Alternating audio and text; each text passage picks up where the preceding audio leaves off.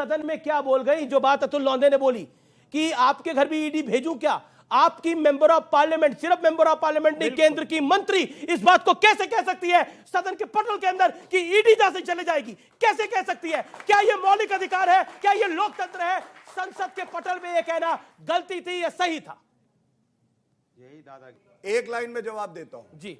सही है गलत? नरेंद्र मोदी जी के नेतृत्व में सीबीआई ईडी बाज बन गया है, भ्रष्टाचारियों को काट रहा है, इसलिए इनको दर्द हो रहा है। किसी के कहने पे किसी के नेतृत्व में कैसे चलेगा? देख लीजिए ईडी कैसे? आप ही की बड़ा पार्टनर है कांग्रेस। एजेंसी को ये बोल रहे हैं कि प्रधानमंत्री का क्या यंत्र है, बोल रहे हैं? ये कैसे हो उनके सकता है? इनको नेतृत्व मालूम में नहीं है। अरे वो इंस्टीट्यूशन है, संस्था है। अच्छा कौन से एक्ट में है सीबीआई? बताओ, चलो अभी बताओ। अरे सीबीआई करो, कौन से एक्ट में? नहीं बताओ कौन सा एक्ट में लिखा हुआ है कि प्रधानमंत्री का यंत्र है? अब उनको पता नहीं है, ये आ गए। आप ये बताओ कि कौन सा आपके शो में दिखाई दे रहा है। मेरा एक सवाल है, मेरा एक सवाल मैं है। एक रिक्वेस्ट करूंगा। अच्छा मैं आपकी बताऊंगा, आपके पास आया नहीं हूं। आप अपनी बात को 10 सेकंड में समाप्त करिए। अतुल लोंदे फिर आपकी बता रहा हूं मैं। जी देखिए, मैं तो इतना ही कहूंगा कि राहुल गांधी को जो है एक का स्प्लिट पर्सनालिटी डिसऑर्डर है। और मैं क्यों कह रहा हूं मैं आपको बताता हूं। क्या कारण है? राहुल गांधी ने इस मामले में कहा मैं माफी नहीं मांगूंगा।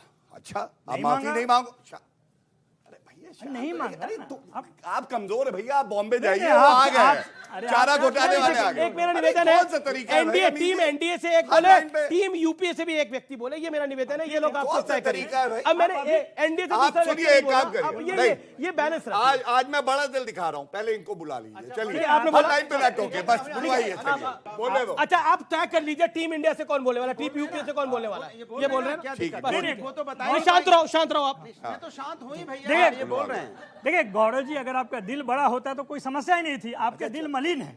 आप पूरे देश को ये बताए हैं कि पूरा देश में अगर कोई भ्रष्टाचारी है तो विपक्ष में है। ईडी और सीबीआई इनकम टैक्स 3000 जो छापे मारे, जो कि छापा का खबर छपे पेपर पे, यही कारण था। नहीं तो 99% केसेस क्यों खारिज हो जाते? ये बात आपको बताना चाहिए। दूसरी बात ये है, ये राहुल गांधी के लिए केवल राहत ही नहीं है, ये लोकतंत्र के लिए राहत है और अधिनायकवादी सोच वाले के लिए चेतावनी है कि आप इस तरह का अगर काम करोगे और सोचोगे। आप बोल रहे हैं पूर्णेश बेदी कौन है? बता दीजिए, बीजेपी से जुड़े हैं कि नहीं? नरेंद्र मोदी नहीं है लेकिन उसी पार्टी के तो है। क्यों उस तरह की बात करते हैं? और ये कहां पे हुआ वो भी बता दें। ये बात सिंपल नहीं है, ये बात बहुत गंभीर है कि जब जनता के लोगों को, प्रतिनिधि को आप नीचा दिखाने का कोशिश करेंगे, संसद के अंदर धमकाएंगे, संसद के बाहर धमकाएंगे, तो इसी तरह का रिजल्ट आएगा। और यही कारण है कि आपको इंडिया गठबंधन से समस्या है। देखिए, मैं इतना ही कहूंगा, ये इंडिया हो नहीं सकता है। और उसकी वजह क्या है मैं बता दूं। जो नेता विदेशी भूमि पे जाके कहे कि लोकतंत्र खत्म हो गया है, जो प्रधानमंत्री जी के लिए कहे तेरी कब्र खुदेगी यहीं पे, जो कहे चौकीदार चोर है, धिक्कार है ऐसे नेता पे। और इसीलिए इंडिया नहीं, ये बहरूपी हैं, ये जानते हैं इंडिया की ताकत क्या है और इसलिए ये नाम ये रखना चाहते हैं। लेकिन मैं इनकी बात का उत्तर दूं और इनकी भी। मैंने स्प्लिट पर्सनालिटी वाली बात कही थी, एक बहुत तथ्यात्मक बात कहने जा रहा था जब इन्होंने कूद कूद के टोक दिया मुझे। मैं हाईकोर्ट का इसी केस में जो है जजमेंट लेके आया हूं। आपको मालूम है राहुल गांधी ने कहा माफी नहीं मांगूंगा। अच्छा भाई, स्प्लिट पर्सनालिटी इसलिए है कि ये देखिए, unconditional apology was tendered bye Rahul Gandhi supreme court में रफेल केस में। मैं बताऊं, दूसरा, आप माफी नहीं मांगेंगे। आप वैसे कोर्ट के अंदर कहते हैं कि मुझे नहीं याद है कि मैंने बोला क्या है। जब आपको याद ही नहीं है कि आपने बोला क्या है अमीर जी, तो आप माफी कैसे मांगोगे? ये राहुल गांधी। और तीसरा, मैं एक बात और बता दूं, ये सारे इकट्ठे हो जाएं, सारे इकट्ठे हो जाएं। नरेंद्र मोदी जी वो शख्सियत है, आप देखिएगा, ये डिबेट याद रखिएगा, इतिहास रचेगी।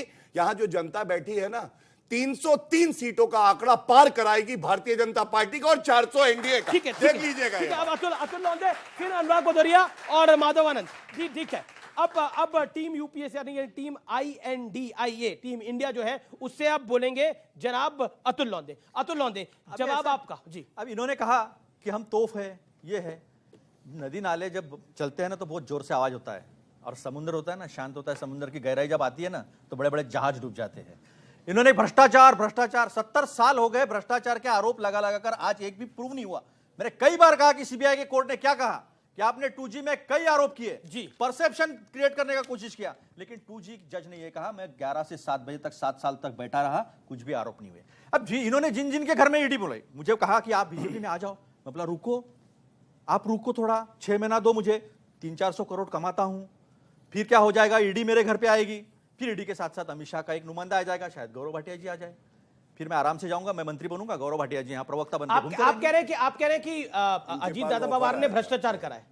हाँ? आप कह रहे हैं अजीत पवार ने आपकी सरकार में भ्रष्टाचार करा। हमने तो कभी नहीं कहा, इन्होंने फिर कहा। क्या कह रहे हैं? इनका कहना यह है कि ये भ्रष्टाचार का जो आरोप करते, जो इस्तेमाल की बात थी पर आप संस्थाओं अपनी की, बात पे स्टैंड करिए, अजीत पवार नहीं, नहीं, भ्रष्टाचारी नहीं, है नहीं, कि नहीं है? क्योंकि शरद पवार आप लोगों के साथ है। अनीश जी। जी आरोप करना, जी। गलत आरोप करना, मैंने तो यही गलत सीखा आरोप कि- करा। सुनो ना, सुनो जी। फिर उनको डराना, उनके घर में, उनके घर परिवार को, उनके पत्नियों को, उनके बहनों को, उनकी एक ही पत्नी है, पत्नी एक ही सुनो है। सुनो, पत्नियों उनके यानी एक अजीत पवार की बात नहीं है, हाँ। एक अजीत पवार की बात नहीं है, जी। सब लोगों की बात कर रहा हूं मैं, जो जो इनके पार्टी में आए, तो उनको डराना और फिर पार्टी पर ठीक, लेके ठीक, आना। ठीक है। सुनिए एक बात सुनिए, जी, जी, जी, बोला और आपने। कर्नाटक में यही मोदी जी थे और वही राहुल जी थे, और इतनी पटकनी खाई है, 136 जीते हैं राहुल गांधी जी ने, तो ये बात ना करे कि आरोप करे तो फिर सिद्ध भी करके दिखाओ। ठीक है। 70 साल तक देखिए, अगर आप आरोप अगर- करते अगर- रहो तो आप अपनी असफलता आप खुद कह रहे हैं मानते हो कर्नाटक कि में- आप इस देश में कुछ नहीं कर सकते हो।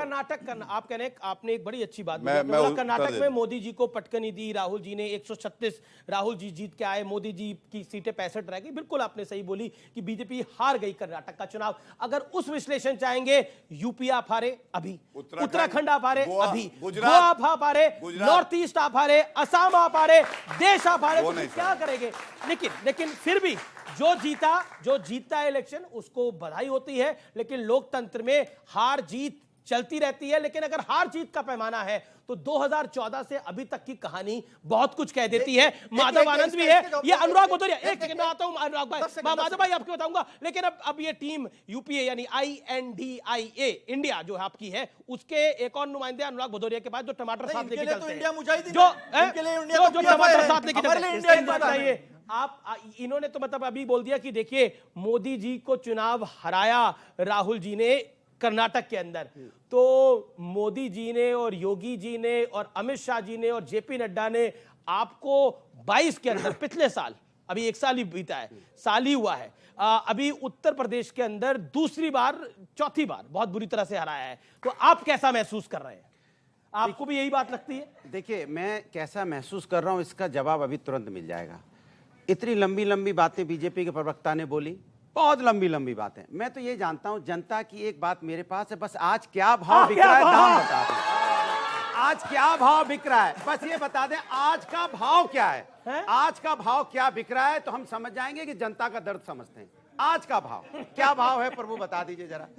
बहुत लंबी लंबी बातें, तो ये भाव नहीं बता पाएंगे। एक ही टमाटर लेके नहीं, चल रहे हैं, भाव अलग नहीं अलग बता लेते हैं पाएंगे। अमीर जी देखिए, अरे कहाँ ले पाएंगे? एक ही अमीर टमाटर जी के पैसे आप नहीं, भाव एक नहीं ही बता बोल- पाएंगे। आपकी तरफ से बोल रहे सुनिए, ये इसलिए भाव नहीं बता पाएंगे कि जनता से कोई लेना देना नहीं है। जनता हार रही है महंगाई से, जनता हार रही है बेरोजगारी से, जनता हार रही है क्योंकि ये जनता के बारे में बात नहीं करते, ये हमारी चिंता लेकिन करते चुनाव हैं। आप हार गए यूपी में। अरे ठीक है, फिर जीत जनता हार रही है, चुनाव आप हार गए यूपी में। हार जीत लगी रहती है। 70 साल हाँ, ये भी तो इसका हारे मतलब ना। इसके मतलब नहीं, इसके आपस में मतलब लड़ नहीं कि रहे। भारतीय जनता पार्टी चुनाव जीत गई है तो टमाटर अरे 200 के एक पार हो ही जाएगा। जुड़ता है, फाड़ इसका ना मतलब नहीं है कि दीजिएगा। भारतीय जनता पार्टी चुनाव जीत गई है तो बेरोजगारी बढ़ Let them जाएगी। complete. इसका मतलब नहीं है कि भारतीय जनता पार्टी जीत गई है तो किसानों का दुर्दशा हो जाएगी, किसानों की इनकम दुगनी नहीं होगी। ये तो नहीं है कि जीतने का मतलब। टॉपिक पे राहुल जी पर क्या कहते हैं? बिल्कुल आपने सही कहा। अमीश जी का मतलब होता है सच्चा और शुद्ध। आपने अपनी डिबेट के स्टार्टिंग में ही कह दिया कि भैया जीत शुरू हो गई। अब लोकतंत्र की जीत हुई है, हमारे न्यायपालिका पे लोगों की आस्था, लोकतंत्र पे लोगों की आस्था है, और आस्था का देखिए सबकी मजबूत हुई है, जिस तरह का न्याय मिला है। अब ये समझो जीत की शुरुआत हुई है, अब जनता जिताएगी क्योंकि जनता के सामने बीजेपी एक्सपोज हो चुकी है। मैं पूछना चाहता हूं, परिवारवाद की बात आप करते थे, सत्ता बनाने के लिए परिवारवाद भूल जाते हो। जब भ्रष्टाचार की बात करते थे, भ्रष्टाचार को अपनाने जब भ्रष्टाचार के लोग आपके साथ आते हैं तो भ्रष्टाचार भूल जाते हो। और पार्लियामेंट के अंदर में इनकी नेता अगर ये कहेंगे कि आप कुछ बोलोगे